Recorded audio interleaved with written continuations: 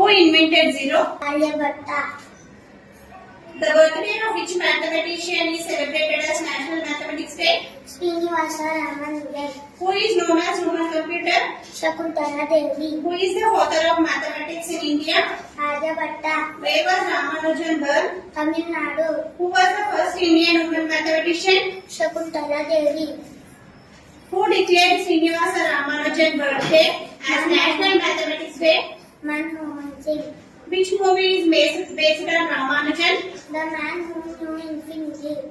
Which year the Ramanujan National Park opened? 2017. Which day is celebrated as National Mathematics Day in India?